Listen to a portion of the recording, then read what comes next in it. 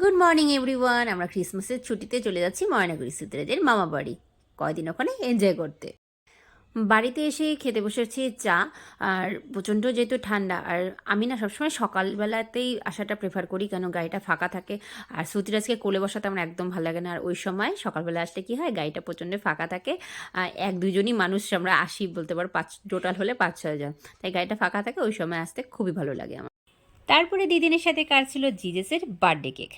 Birthday বলে কথা, cake তো কাটতে হবে, কিন্তু ও একটু অবাক হলো, কেন এই কেক, ফ্রুটস কেক কেন, কেন ক্রিম কেকই সবসময় বার্থডেতে কাটা হয়। আমি বললাম জিজেস এই ড্রাই ফ্রুটসওয়ালা কেক খেতেই ভালোবাসে, তাই এই কেকটি, কিন্তু ওর এটা একদম পছন্দ না। ও ভাবছিল যে একটু ক্রিম কেক হবে, সেটাই আনন্দের সাথে খাবে।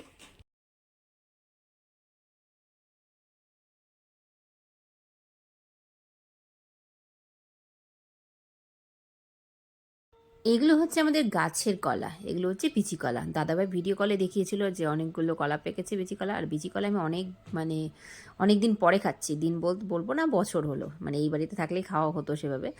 আর শ্রুতিরাজও ফার্স্ট টাইম কিন্তু ভিজি কলা খাচ্ছে। ও বাট বলছে খুব টেস্টি মা, খুব মিষ্টি।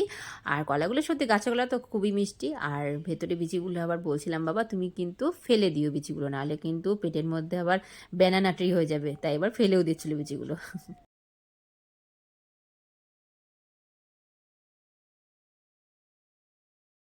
তারপর সন্ধেবেলা একটু রেডি হয়ে নিলাম।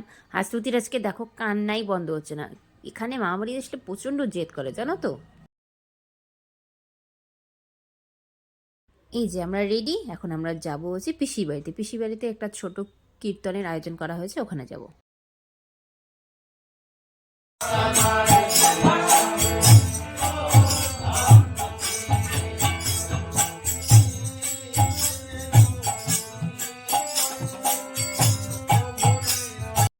এদিকে তো কীর্তন শুরু হয়ে গেছে, আর শ্রুতিরাজ পেয়ে গেছে শ্রুতিরাজের ফেভারিট এক দিদি। এটা হচ্ছে আমার ছোট কাকিমা, আমাদের বাড়ির মানে আমাদের বংশের সবচেয়ে ছোট বউ।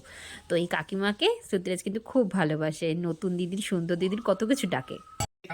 वसुदेवासुतं देवं कंसचानूरमर्दनं देवकी परमानन्दं कृष्णवन्दे जगद्गुरुं भीष्मद्रोणतटकजयद्रथजलः गन्धार नीलोफल शल्योग्राहवती विपेन वहनि कर्णेन वेलाकुला।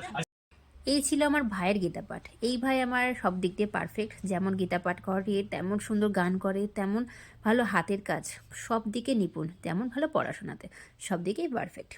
আর দেখতে পাচ্ছ শ্রুতিরাজ হাত তুলে তুলে নাচ করছে, এদিকে কীর্তনের তাল উঠেছে, আর এদিকে লাল দিদিন যা বলছে সব করছে। আর আমরা সবাই মিলে, স্পেসটা একটু কম ছিল পিসির ঘরে, তো আমরা সবাই বিছানার মধ্যে উঠে মজা নিচ্ছিলাম। আর খুব ভালো লাগছিল, আজকে সন্ধ্যা খুব ভালো কাটলো।